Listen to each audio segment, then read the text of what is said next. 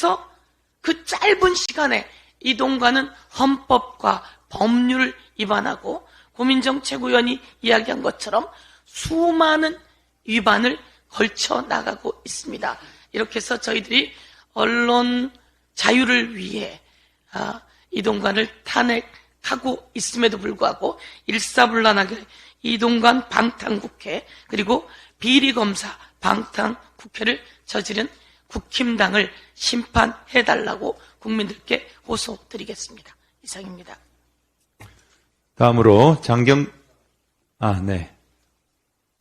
다음으로 죄송합니다. 마지막으로 박정현 최고위원의 발언이 있겠습니다. 소상공인 자영업자에게 지금 필요한 것은 일회용품 규제 철폐가 아니라 지역화폐 예산 지원입니다. 5년 321일 13시간 49분 49초 우리에게 남아있는 지구와 인류를 살릴 수 있는 시간입니다. 2022년 1월 시사인이 전국 만 18세 이상 남녀 1,000명을 대상으로 기후위기 설문조사를 하고 2022 대한민국 기후위기 보고서를 발행했습니다.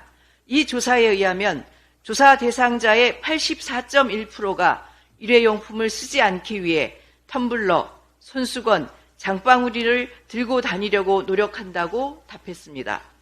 차기 정부가 법제화해야 할 과제에 대해 79%가 플라스틱 용기, 일회용품 사용 규제를 꼽았습니다. 2022년 10월 환경부가 한 설문조사도 다르지 않습니다. 응답자의 97.7%가 일회용품 사용량 절감이 필요하다고 응답했고 응답자의 87.3%가 일회용품 규제를 강화할 필요성이 있다고 답했습니다.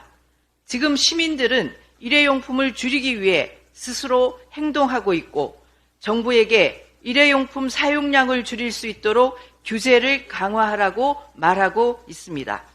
그런데 지난 7일 정부는 일회용품 규제 정책을 전격 폐기했습니다. 윤석열 정부와 환경부는 도대체 어느 나라 국민들과 소통해서 정책을 펼치는 것입니까? 총선이 코앞에 다가오니 또 마구잡이식 던지기용 정책을 내놓는 것입니까? 100번 양보해 어려운 경제 여건 속에서 하루하루를 힘겹게 버티고 있는 소상공인들의 부담을 덜어주겠다는 정부의 주장에 진정성이 있다 하더라도 내놓은 해답은 틀렸습니다.